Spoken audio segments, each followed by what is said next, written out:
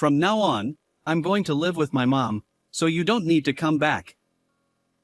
Even if you manage to return, there won't be a home for you. Clutching the paper with such outrageous words written on it, I found myself utterly at a loss in the middle of an empty mountain. I am Catherine. That day, my husband and I had gone camping together. We were enjoying our time alone as a couple for the first time in a while, but it was short-lived. When I woke up in the morning, my husband was gone, leaving behind only a small amount of food and the note. The car we used to get there was also gone. Left alone in an unfamiliar place, I was overwhelmed with despair. My husband Alexander and I met at work and got married, continuing to work at the same company. We had been important partners both at work and at home for many years. However, one day, I was called in by my boss and offered a promotion. I was genuinely happy because I loved my job, but after that, my husband's attitude changed drastically. At work, he completely ignored me, and at home, he constantly hurled insults at me.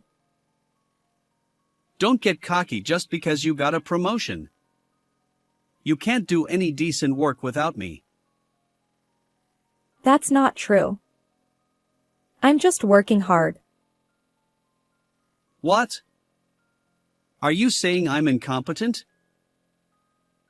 Unable to bear the relentless verbal abuse, I looked to my mother-in-law Nancy, who lived with us, for help. Nancy. But even seeing this, my mother-in-law didn't scold her son or say anything. She just walked away. No one is on your side. Why did I marry a woman like you? I should have married someone kind like my mom, who always praises me. Since my husband started acting this way, my mother-in-law's attitude towards me also changed drastically. She ignored me, and on the days she cooked, there was no food prepared for me. You're a woman, so make your own food. Mom, today's meal is delicious. Alexander, you can eat it all. Catherine, you're a housewife, so don't rely on others. I gradually grew to hate my mother-in-law, who I initially liked for her kindness. Coming home from work exhausted, there was no place where I could rest my mind and body. I was worn out by my husband's harassment every day. Despite this, I didn't divorce him because his sudden change in attitude was triggered by my promotion. I believed that if I waited a little longer, he would calm down and we would return to being the kind couple we once were. About a month later, my husband made a suggestion. How about we go on an overnight trip together for a change? Huh? Why all of a sudden? We've both been working so much lately. Let's go out together for a change. Given his usual behavior, I wondered why he was suddenly making such an invitation. But the thought of spending some quality time together as a couple after so long made me agree without hesitation. Great. I'm looking forward to it. From that day on, the harassment stopped completely. At first, I was suspicious, but seeing his behavior afterward, I believed he had genuinely invited me to show his appreciation. Surely, he's turned over a new leaf. He's back to being the man I loved, I thought. Planning the camping trip with him was so enjoyable that the previously unbearable time at home became a source of comfort. Little did I know how wrong I was. A few days later, we took a day off during the week and went to a campsite deep in the lush mountain. Since it was a weekday, there were no other guests, and after the manager checked us in, we had the place entirely to ourselves. I was thrilled and excited. This is my first time camping.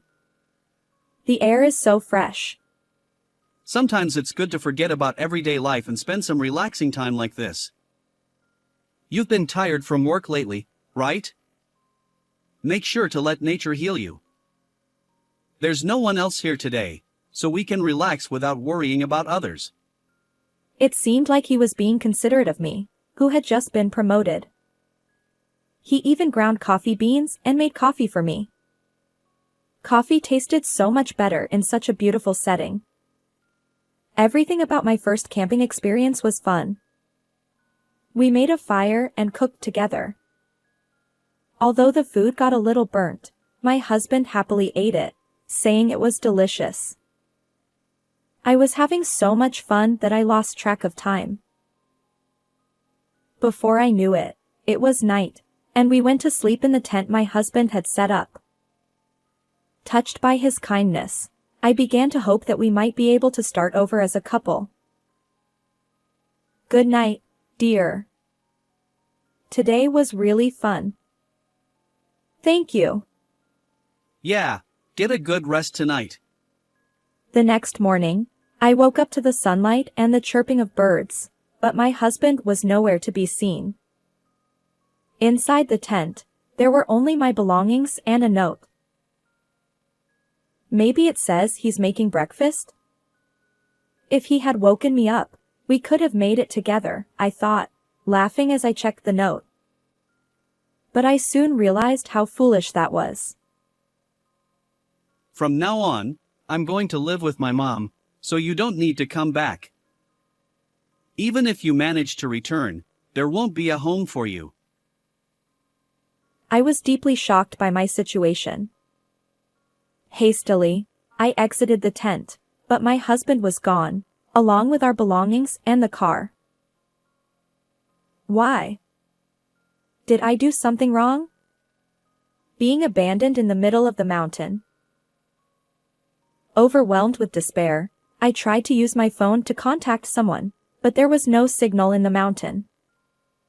Since we had planned to stay only one night, we had very little food. I didn't know how to start a fire or navigate mountain paths. I was a complete novice at outdoor activities. What should I do? I was at a loss. I hoped that if I waited, my husband would return with the car, but there was no sign of him. The manager said he wouldn't be back, so there's no hope for help. If I stay here, the food will run out. It took less than an hour to drive from the base of the mountain, so maybe I can manage if I walk. By the time I decided this, it was nearly noon. Still, I thought I could make it down the mountain before dark if I hurried.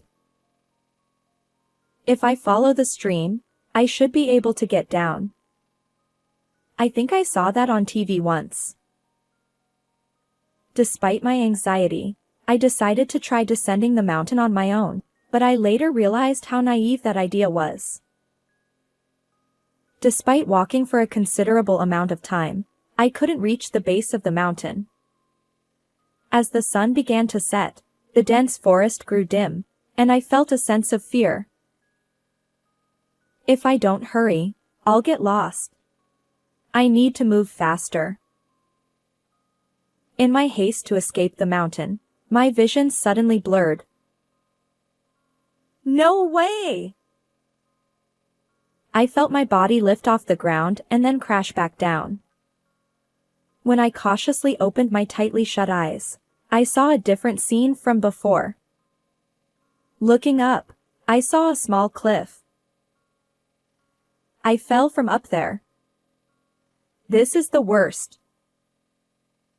As I tried to stand up and climb back up the cliff, a sharp pain shot through my ankle. Ouch! It seemed I had twisted my ankle from the fall, and I wouldn't be able to move for a while. Do I have to spend the night here? As I sighed deeply and thought about my situation, it grew darker around me. I could hear animals in the distance and rustling noises nearby. Filled with fear and loneliness, I quietly shed tears. Why do I have to go through this? Fortunately, I found a small cave nearby that could shield me from the night wind, and I decided to spend the night there. The thought that I might not be able to make it down the mountain crossed my mind. Curled up and trembling in the moonlight, I closed my eyes. Catherine. As I lay exhausted and asleep, a familiar voice reached my ears. The sky had grown faintly brighter, signaling the break of dawn. Who? To my surprise, it was my mother-in-law, whom I despised. Her clothes were covered in mud, indicating she had been searching for me desperately. Nancy, why are you here? Why? You two went out together, but Alexander came back alone. He seemed off, and I had a bad feeling. But I'm so relieved you're safe. I was bewildered. The same mother-in-law who always ignored my pleas for help and watched silently as my husband berated me had come to rescue me. Thank you. Let's get you to a hospital. You spent the night in the mountain, so you need to be checked out.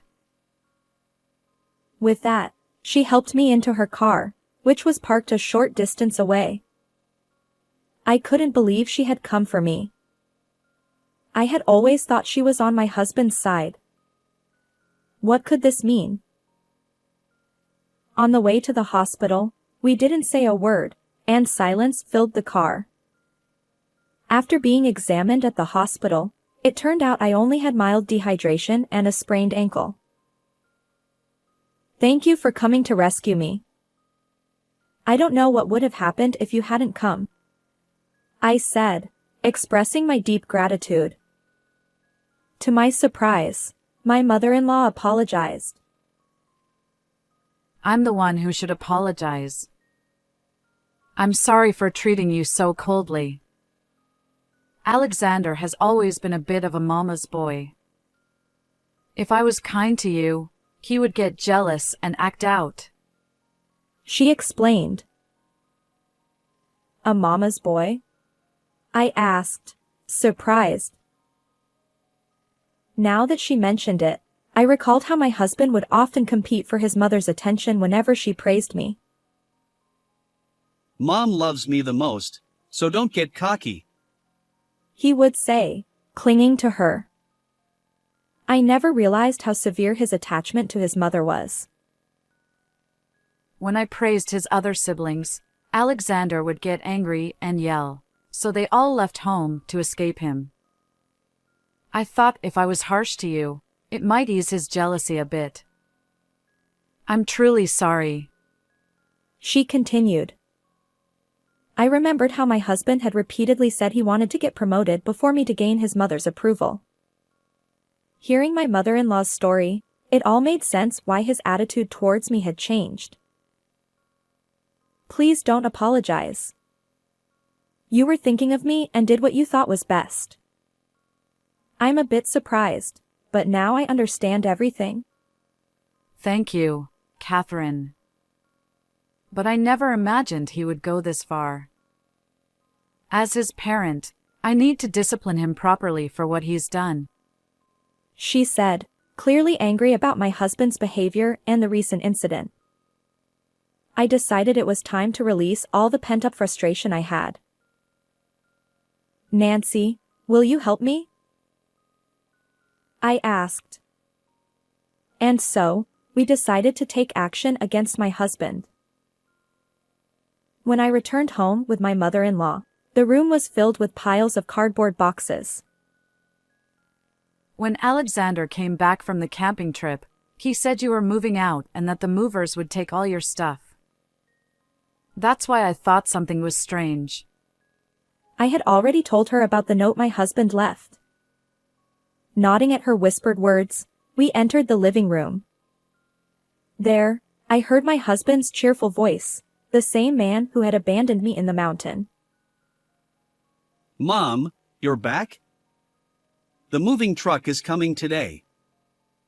Can you help me pack? Nancy is here, but so am I. My husband's face instantly hardened, clearly showing his shock at my presence. What?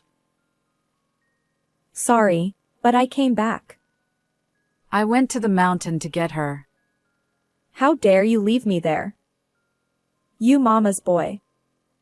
Do you realize what could have happened? I felt all my pent-up emotions overflow. But my husband, who had been surprised a moment ago, now glared at me. I told you not to come back, didn't I? Sorry, but I've packed your things. There's no place for you in this house anymore. He said with a smirk. I was filled with disgust. I knew that losing my temper now would mean losing. I gave my mother-in-law a look and handed over the divorce papers. Sign these, please.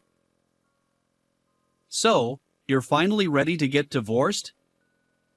Now Mom and I can live together. My husband said, excitedly. But my mother-in-law's next words froze his expression. You're the one who's leaving, Alexander. What? I can't stand by you anymore. You've harassed Catherine endlessly and finally abandoned her in the mountain. What you did is a crime. I won't forgive you if you do anything else to her, even if you are my son. But I want to live here with you, Mom. Besides, this is my house. What are you talking about? This house is in my name. You're just a freeloader. After what you've done, I've had enough. If I'm going to live with someone, it'll be Catherine. Mom! That's so unfair.